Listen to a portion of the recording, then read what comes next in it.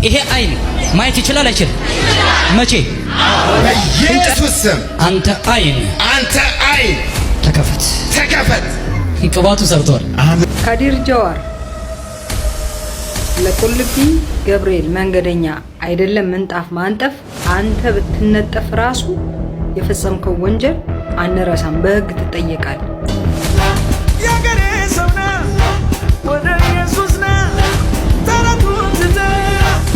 ሰላም እንደምን አላችሁ የእግዚአብሔር ቤተሰቦች፣ እናታችን የቅድስተ ቅዱሳን የድንግል ማርያም የአስራት በኩራት ልጆች በወደደን ባከበረን በእግዚአብሔር ፍጹም ሰላምታ ሰላም ናችኋለሁ። ይህ ዩዲያ ዩቲዩብ ቻናል ነው። በዚህ ዩቲዩብ ቻናል ላይ የተለያዩ ኦርቶዶክሳዊ ቪዲዮዎችን እያመጣን እንማማርበታለን። ላይክ፣ ሼር፣ ሰብስክራይብ በማድረግ ቤተሰብ ይሁኑ። አስተያየት ካላችሁ ኮሜንት ላይ ጻፉልኝ። አሁን እስቲ ወደ መጀመሪያው ቪዲዮ እንለፍ። እስቲ አይኗን ያበራላት ፓስተር እንመልከትና እስቲ ወደ ቀጣይ ቪዲዮ እናልፋለን። ደግሞ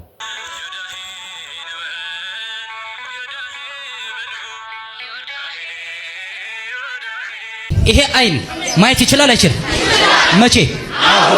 እንጨት መቷት ነው። ምንድነው የሆነባት? አሁን ውስጡ ሰፉት ብዙ መያይም። ስንት ጊዜ ሆነ? ሳምንት። ይሄ አይን ማየት ይችላል አይችል? መቼ? ሲከፈት ብዙ አያይም አሉ። እኔ ደግሞ ብዙ እንደሚያይ ነው የማውቀው። ምንድነው የምትፈልገው? የነቢያት ቅባት። እማ እንዴት ነሽ? ይሄኛው አይንሽ ያያል? ያስቸግርሻል? አዎ ከደር ትንሽዬሽ። እሺ አሁን ፊታው ላዞሮታል። ጅንስ ቅባት አንተ ላይ አስቀምጫለሁ። አሜን። ጅንጨር ሙሉ እጅ በኢየሱስ ስም በልከኔ ጋር በኢየሱስ ስም ድገም።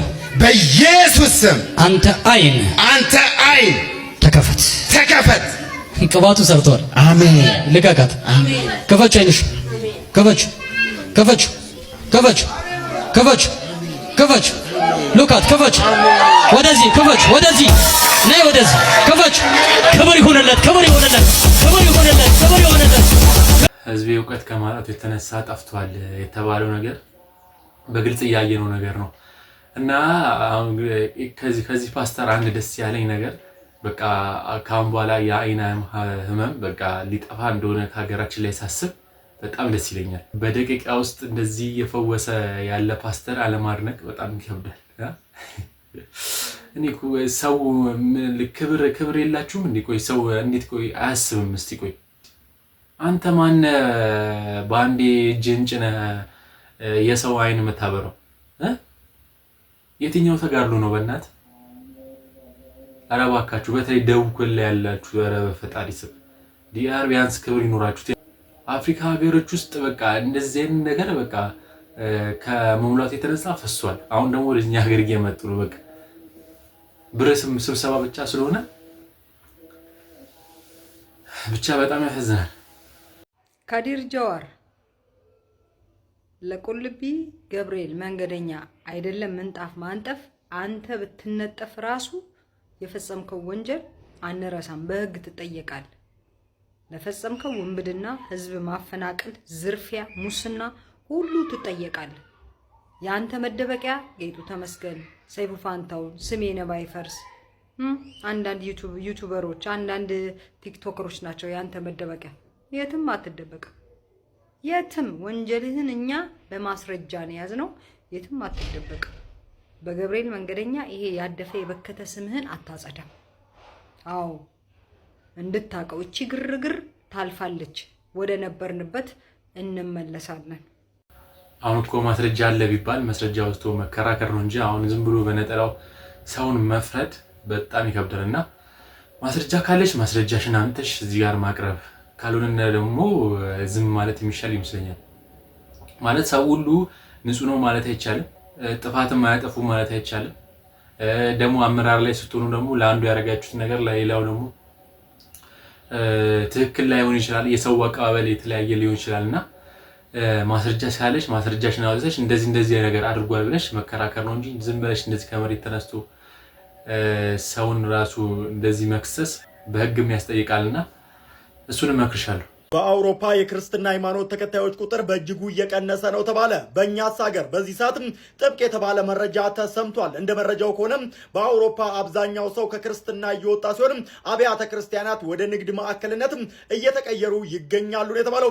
ይህ ነገር ወደኛ ሀገር እንዳይመጣስ ምን ማድረግ አለብን? የጀርመኑ የዜና ወኪል ዶይቼ ቬለ የጀርመን አብያተ ክርስቲያናትን ሁኔታ አስመልክቶ ይዞት የወጣው መረጃ እጅግ አስገራሚ ነው። የጀርመን አብያተ ክርስቲያናት ባዶና ኦና የሆኑ መምጣታቸውን ተከትሎ ወደ ንግድ ማዕከልነት እየተቀየሩ መሆኑን በሰፊው ዘገባው አመልክቷል። እንደ ዶይቼ ቬለ ዘገባ ከሆነ ታዲያ 69% ክርስቲያን የነበረው የጀርመን ሕዝብ አሁን 45% ብቻ ቀርቷል። በየዓመቱ በሚሊዮን የሚቆጠሩ ጀርመናውያን ክርስትናን እየለቀቁ ሲሆን ወደ አብያተ ክርስቲያናት የሚሄዱ አዛውንቶችም እየሞቱ ስለሆነ ቤተክርስቲያኖቹ ባዶ ለመሆን ተገደዋል የተባለው። እንኳን አውሮፓ ሀገራት እኛ ሀገርም እያየን ነው። ኦርቶዶክስን ለማጥፋት እንግዲህ የማይፈነቀል ድንጋይ የለምና እንደተመለከታችሁት ነው። በውጭ ሀገር ያሉት አብያተ ክርስቲያኖች በተለይ ነጮቹ ጋር ያሉት ያው ከመጥፋት ወደ ኋላ የሚሉ አይመስለኝምና ለዚህ ነው የኛና ሃይማኖት ተጠብቀን ማቆየት ያለብን። ቢያንስ የኛ ሃይማኖት ተጠብቀን ከቆየ ለሌላ ሀገር የምትተርፍ ስለሆነ ማለት ነው። ከባድ ነው እንኳን ሰይጣን አምልኮ እንደዛ የተስፋፋበት ሀገር ላይ ሃይማኖተኛ መሆን ይከብዳልና አሁን የሚመጣው ትውልድ ከገንዘብ ፍቅር የተነሳ እንኳን ሃይማኖትን እናት አባቱን ራሱ የሚተውበት ጊዜ ነውና ብቻ ይከብዳል። ወደ የወደፊቱ ጊዜ እግዚአብሔር ያሳምርልን ነው የሚባለው እንጂ ሌላ ምንም ማድረግ አይቻልም።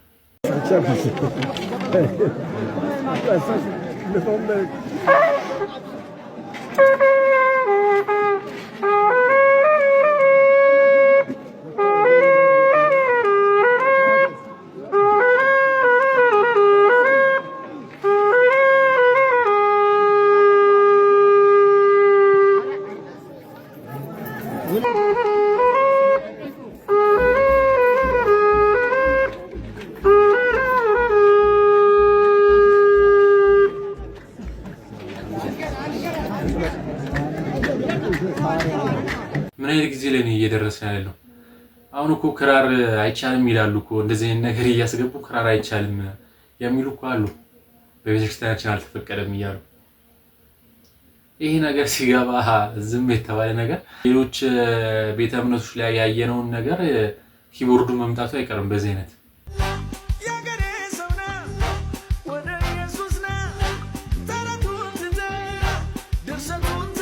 እኔ ብዙ ጊዜ ያለው እንደዚህ አይነት የኦርቶዶክስ ቤተክርስቲያን ላይ ቆመው አንዱ መንዙማ እንትን ይላል፣ አንዱኛው ደግሞ በቃ እንደዚህ አይነት አስነዋሪ ነገር ያደርጋል። በቃ የበታችነት ሲኖር በቃ እንደዚህ ሁሉ ጊዜ እኛ አለካናቸው። እስቲ አንድ የኦርቶዶክስ ተከታይ እስቲ ወይ መስጊድ አጠገብ ወይ ቸርች አጠገብ እንደዚህ የኦርቶዶክስ ነገር ያረጋጋ አይተታካል አታይ። ምክንያቱም በቃ እናውቀዋለን እኛ የተከተልነውን ሃይማኖት ስለምናቅ ትክክለኛ የትኛው እንደሆነ ስለምናቅ እንደዚህ ሰውን ለማስገረም ምናምን ነገር የተለያየ ነገር አናደርግም። ግን የበታችነት ሲኖር በቃ እንደዚህ ቪዲዮ መስጠት እኔ ልጁ ምንም አሉ። ምክንያቱም ከዚህ በላይ ያርጉ ሰዎች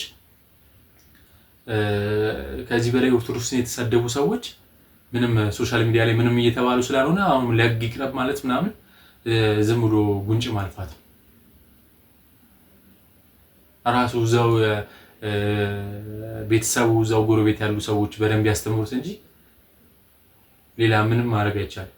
እና ምን ያህል ደግሞ ታላቅ እምነት እንዳለን ደግሞ የሚያሳይ ቪዲዮ ነው። በቃ ሁሉ ጊዜ እንደዚህ ሲደረግብህ ሁሉም ሲነሳብህ ትክክለኛ የሆነውን ነገር ደግሞ እንዲያስክ የምታውቀው እንደዚህ አይነት ሰዎችን ስታይ ነውና ማመስገንም አለብን። አንዳንዴ በደንብ ያጠነክሩናል። አንድ ጨከን ያለ ነገር ልንገራችሁ። እዚህ እኔና እናንተ ጎረቤት እዚህ ዝቅ ብሎ ቅዱስ እስጢፋኖስ ቤተክርስቲያን የዛሬ 6-7 ዓመት የሰማሁት ታሪክ አለ። ኤፍኤም ሬዲዮ ላይ ነው። ባባጃ አጥማቂ መጥቶ ያጠምቅ ነበር መሰለኝ። እዛ አንዲት ታማሚ ሴት ከገጠሪቱ የሀገራችን ክፍል ታማሚ ናት፣ ልትጠመቅ እዚህ ትመጣለች አሉ። 3 ህፃናት አሏት። አንዱ ሚጠባ ታማ መጣች።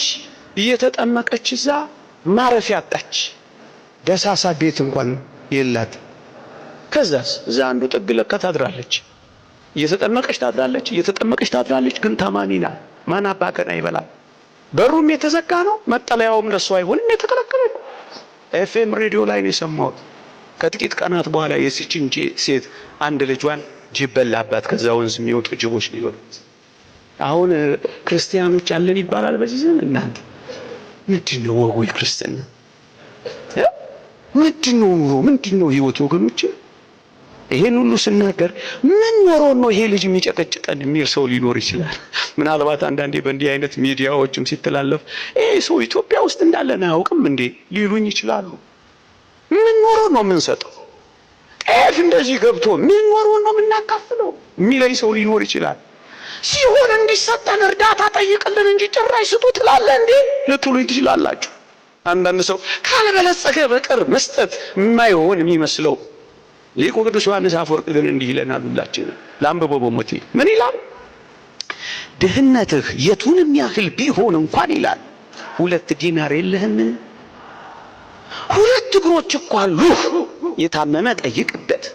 2 አይን እኮ አለህ፣ የተሰቃየ እይበት።